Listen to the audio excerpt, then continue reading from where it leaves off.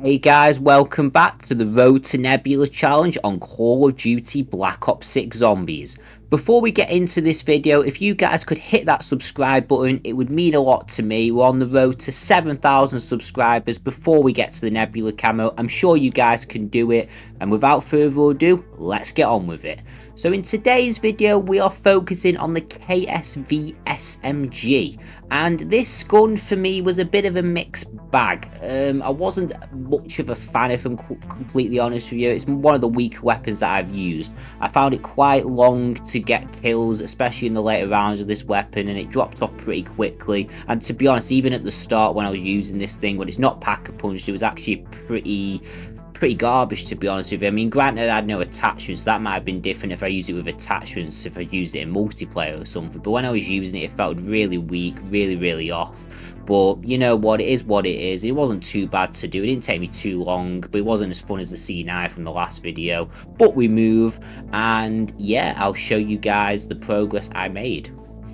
To be honest with you, in this first game that I was playing on Liberty Falls, I didn't actually mind it too much once I got into the swing of things in terms of getting the headshots and stuff like that. It just took a little bit of a while for the gun to become viable, really, because like I said at the start of the video, this gun does shoot peanuts and it feels fairly weak to use, but once you get it pack-a-punch tier 2 or so, it's not too bad. So I'm on rare area here, and to be honest with you, it's quite nice for taking out boss zombies, just as long as you're quick with the weapon.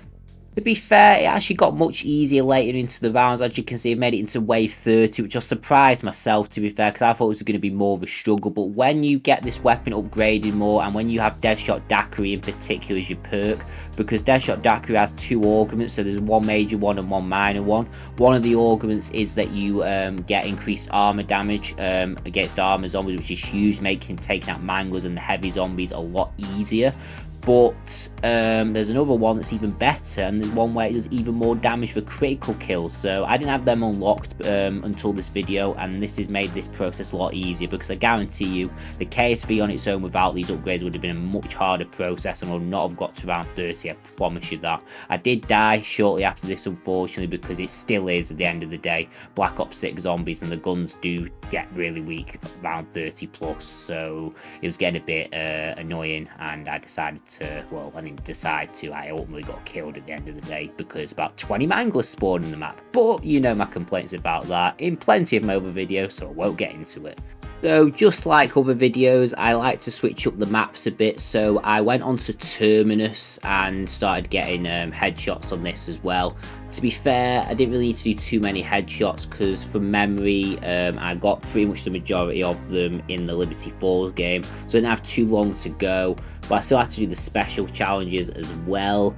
But other than that, things are going pretty well. Just thought I'd switch up the map a bit, and I'll let you know how I get on in this Terminus game.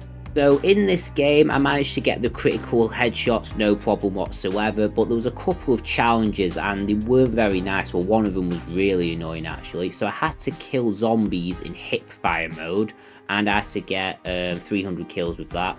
And I had to get 300 kills using Deadwire. The Deadwire one wasn't an issue at all. That was the easy one, but the hipfire one was a bit of an issue, because I felt you have to be accurate in Black Ops 6 Zombies, especially when you've got all these mangles. Look on the map, there's mangles everywhere, and there's amalgams everywhere, and all that going on. It's complete chaos. So hipfire with this weapon's not fun. You don't get anywhere near as many kills or as much damage in as you should do, because your bullets are going everywhere. Maybe they have the right attachments, but my gun wasn't the right level anyway, so I wouldn't be able to do that. So I had to suffer through this, and unfortunately, as a result of that, of all the boss zombies, I didn't quite make it, unfortunately, into achieving the challenges.